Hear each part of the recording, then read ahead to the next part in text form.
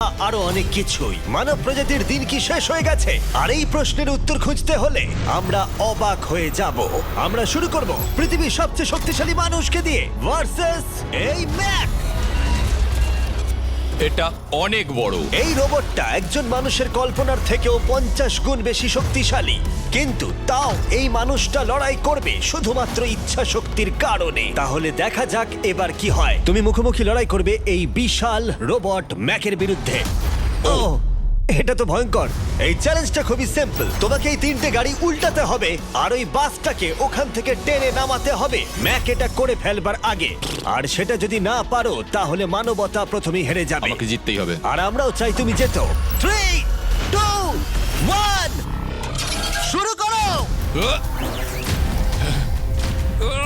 ও মাই god, ওর গাড়িটাকে উল্টে দিল। এবার ম্যাক শুরু করেছে। প্রথম গাড়িটা উল্টে দিয়েছে।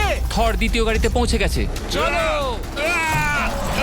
দাঁড়াও। ও মাই গড, চলো, ও না, রোবট এগিয়ে যাচ্ছে। দ্বিতীয় গাড়িটা উল্টে দিয়েছে। মানবতার জন্য। ভাই তুমি কি করছো? গাড়িটাকে উল্টাও। ও ও ও চেষ্টা করছে।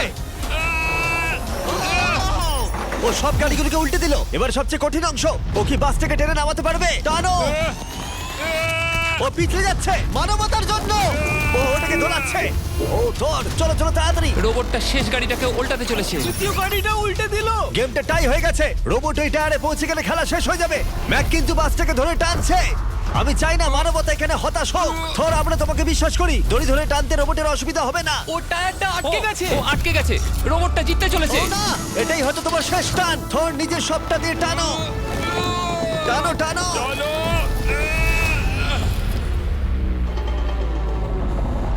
ও, ও। তুমি পেরেছো। মানবতার জন্য। গোটা মানব জাতির পক্ষ থেকে এই নাও একটা গোল্ড মেডেল। ধন্যবাদ। দারুণ। মানব জাতি 1, তুমি রোবট পেরেছো। 0। চলো, এর মানে হলো